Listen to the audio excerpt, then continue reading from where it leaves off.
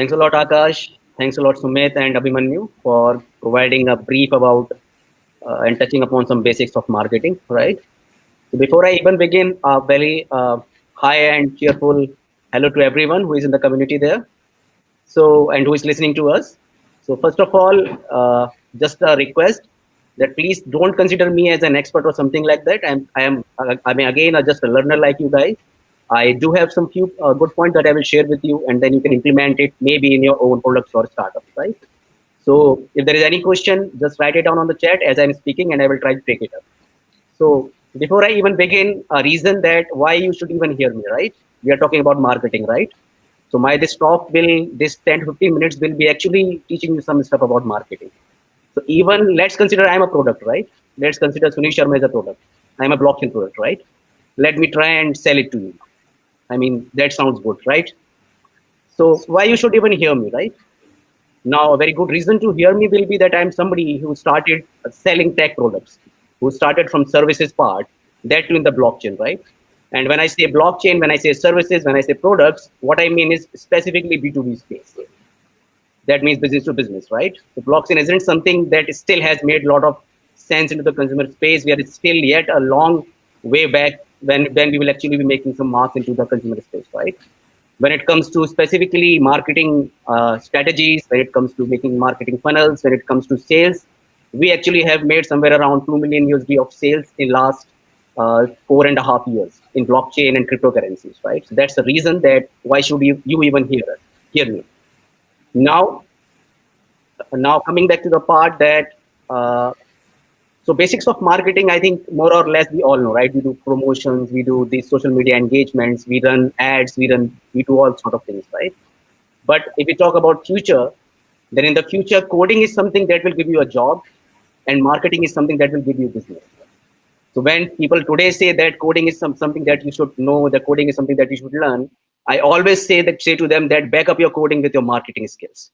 Back it up. Otherwise, you will be able to make good products, but you won't be able to sell them. So back it up your skills with marketing, because in future, if you're an entrepreneur, if you're a businessman, or even if you're somebody who's running a small scale business or a startup, marketing is must for you guys. You can get your product being done or built by somebody, but you will never be able to get somebody else to communicate your product to the public as well as you will do. So this is first part, that you should know that why marketing, even why marketing is making so much sense, why we should learn about it. This is something that I realized 2 years back when we were actually doing sales for our tech products and everything. We hired a lot of sales guys, we hired a lot of marketing people, but the thing is they were not able to sell it as we would have, right? But the issue was that we didn't knew that how to reach out to people. We didn't knew about these terms like CPA, CPM, right? We knew nothing about them, right?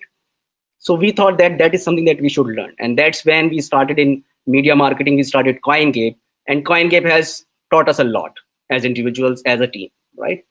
So this is first part, that why marketing. Now the second part is, yes, so let's say we are doing marketing, let's say we are doing campaigning. But again, the question comes, why for a product marketing is very important, or why even do marketing for a products, right? So you must have seen Elon Musk saying that marketing is not worth it, right?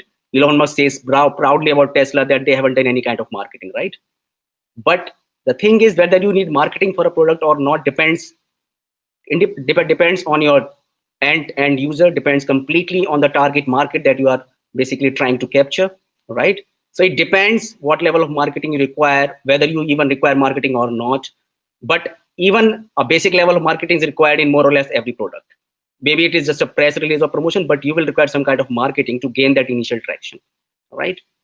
So now let us focus completely on blockchain. I will be skipping all the basics and other parts of the marketing, but I will be coming specifically to blockchain, as I understand this meetup or weekend has been sort of hosted for that purpose, right?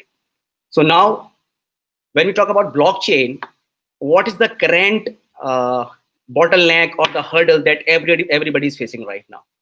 And the hurdle is basically how to communicate this technology, or how to let people know that what this technology or what their product is all about, right? So marketing essentially comes down to letting your end user know that what you are talking about, what you're offering them, right? How your product will be useful for them. So this is what marketing means, right? Identifying your user, identifying their profile, what is their background, what is their demographics, what kind of language they speak, right? and then finally letting them know in their own language, in their understanding, that how our product will actually add value to your life, right? That is what marketing is, right? Essentially. So marketing isn't just about going out and speaking up. Marketing is more about the back engineering process. First, you start from the user. First, you're trying to identify that whom you want to speak to first, right? You can't just go on LinkedIn or Facebook and start shouting that I am doing a webinar, or maybe let's say, for an example, just a simple case, let's say you're attending and you're organizing an online event or something like that, right? Now, the thing is, first you need to identify who your end user is, who will be the listener, who will be the organizer, who will be the stakeholders in that process, right? And then only you can actually come back and then you can discuss with your team that, guys, this is the user profile for us. Now let's see where this user is sitting now. What are the sources of information for this user, right? Then you will say that, yes, most of these guys actually spend their time on Facebook. Most of these guys are actually in the age group of 20 to 30, right? So these kind of data points you will collect. And then finally you will sit down with your team and jot down that, yes, we are going to do this PR with this news network, because this news network has too much of these user profiles. So this is how interesting marketing is, and this is how important it is, right? So try to focus currently now where blockchain makes sense. In the future, who will use blockchain? Will a villager sitting in a rural area use blockchain? What kind of accessibility to technology he has? Will he actually be able to use blockchain in the end if he doesn't have internet or if he doesn't have a smartphone, right?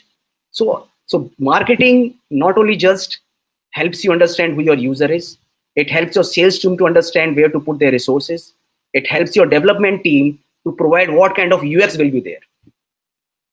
So this is the kind of approach we have changed in SquadX Innovations. What we now do is we first identify the marketing strategies, then we actually start building the products. We don't build products now upfront. Until unless we have identified that user profile which we are targeting, whom we will be talking to again and again, we never go to development. We don't even code one line of code. And that's something that you need to keep in mind. If you're a startup, have a CMO in your team. You don't have a CTO, it will work. But if you don't have a CMO, it will never work, I'm telling you. This is the kind of difference in Western, as Sumit was saying, this is the difference between Western startups and Indian startups. We build products and then we try to sell it out. They first identify their user and then they start building. So change your mentality and change your strategies, and come out of that sort of self-boosting part, right? Where we think we exaggerate ourselves, we go to wishful thinking that we will make something amazing that will sell out by itself. No, it won't. Nobody will buy it if it doesn't add any value to their life. So these are just my few points. All right. I will be more than happy to take up your questions, but these are 3 points that I thought I should let you know. The first part is remove sophistication. The second part is build trust with your people, find a way to build trust with them. And the third part is identify who your user is, and then actually go to code.